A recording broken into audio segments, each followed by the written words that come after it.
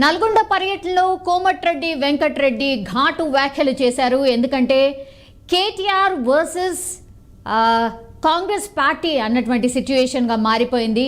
మాటల యుద్ధం కొనసాగుతుంది.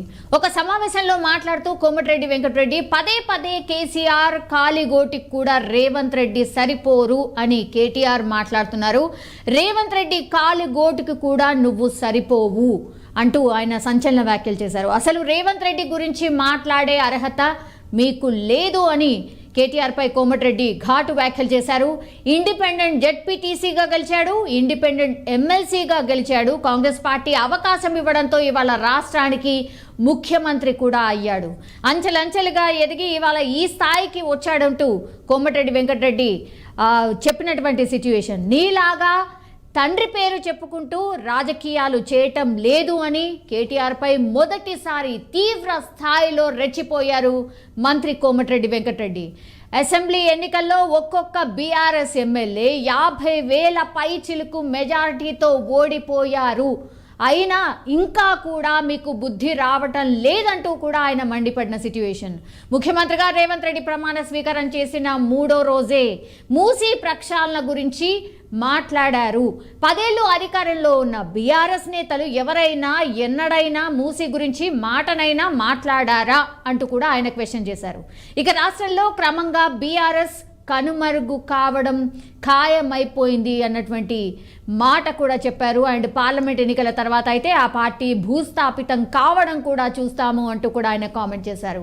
అసలు ప్రజలు తరిమి కొట్టినా బీఆర్ఎస్ నేతలకు అహంకారం ఇంకా తగ్గడం లేదంటూ ఆయన సీరియస్ అయిన సిచ్యువేషన్ కనిపిస్తోంది. ఇలా మాటల యుద్ధం మాత్రం రోజు ఎవరో ఒక మంత్రి ఆర్ కాంగ్రెస్కి సంబంధించిన ఎమ్మెల్యే మాట్లాడుతున్నారు. అక్కడి నుంచి ది సేమ్ ఫైర్ అంటే కేటీఆర్ కావచ్చు, లేదంటే హరీష్ రావు, వాళ్ళు కూడా కౌంటర్ అటాక్ కి దిగుతున్నటువంటి సిచ్యువేషన్ కనిపిస్తోంది.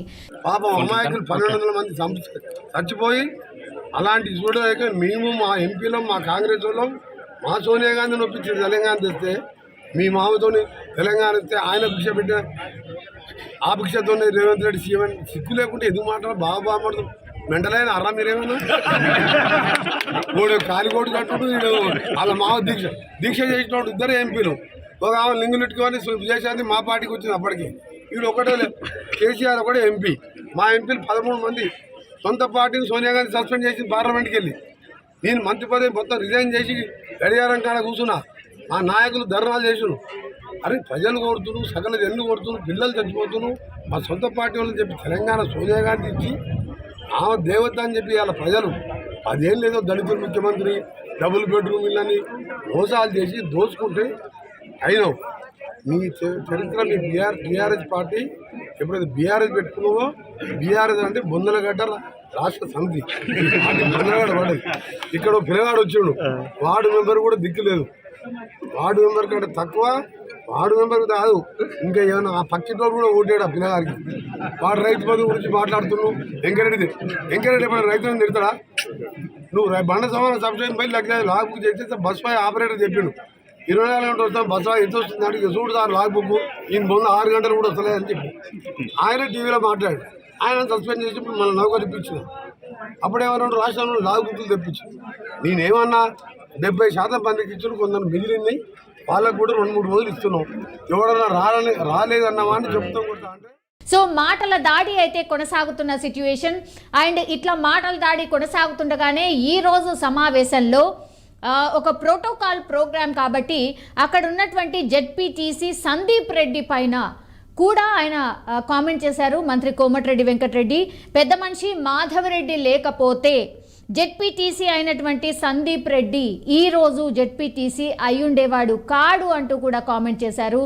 సో ఆయన స్థాయి కూడా ఒక సర్పంచ్ కూడా అయ్యే స్థాయి కాదు, అట్లాంటిది మాధవ్ రెడ్డి దయతోనే ఆయన గెలిచాడు అన్నటువంటి మాట చెప్పారు. దీంతో అక్కడే పక్కన ఉన్నటువంటి సందీప్ రెడ్డి మాత్రం ఆ మాటల్ని వెనక్కి తీసుకోవాలి అంటూ కొద్దిసేపు వాగ్వాదం అయితే చోటు చేసుకుంది. మనం క్లియర్గా చూడొచ్చు. చాలాసేపు ఆయనను మాట్లాడనీయకుండా కూడా సందీప్ రెడ్డి నిలువరించే ప్రయత్నం చేశారు. ఆ తర్వాత మాత్రం పోలీసులను ఒక మాట అంటూ కోమటిరెడ్డి వెంకటరెడ్డి ఆయనని బయటికి తీసుకెళ్ళిపోండి అన్నటువంటి మాట కూడా చెప్పారు. దీంతో అక్కడ జెడ్పీటీసీ అయినటువంటి సందీప్ రెడ్డి మాత్రం కొంత ఆగ్రహం వ్యక్తం చేశారు. అట్లెట్లా నేనెందుకు బయటకు వెళ్తాను, నన్నెందుకు బయటకు వెళ్ళగొట్టమంటున్నారు, ఏంటిది, ఇది పద్ధతి కాదు అంటూ కొద్దిసేపు మాటల యుద్ధం అయితే నడిచింది. కానీ ఈ రోజు కోమటిరెడ్డి వెంకటరెడ్డి చేసినటువంటి కామెంట్స్ ఒక రకంగా దుమారం అయితే రేగుతోంది. సో దీనిపైన డెఫినెట్లీ బీఆర్ఎస్ పార్టీ నుంచి కూడా రియాక్షన్ రాబోతోంది అనుకోవచ్చు.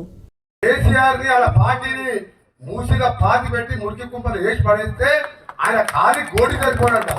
ముఖ్యమంత్రి అనే పదవికి, ముఖ్యమంత్రి అనే వారికి ఎవరు ఆ కుర్చీలో ఉన్న గౌరవం ఇవ్వాలి. కేటీఆర్కి ఎంత అహంకారం అంటే ముఖ్యమంత్రి పట్టుకొని ఖాళీ గోడి అంటాడా? నేను ఒకటే చెప్తున్నా, కేటీఆర్ మిస్టర్ బచ్చాగారివి, రేవంత్ రెడ్డి ఏది గోడి కూడా పనికిరావు. మీ అయ్యే ఎమ్మెల్యే అయితే ఆ పేరు పెట్టి అమెరికా నుంచి వచ్చి 80 ఓట్లతో ఎమ్మెల్యే గెలిచినాం.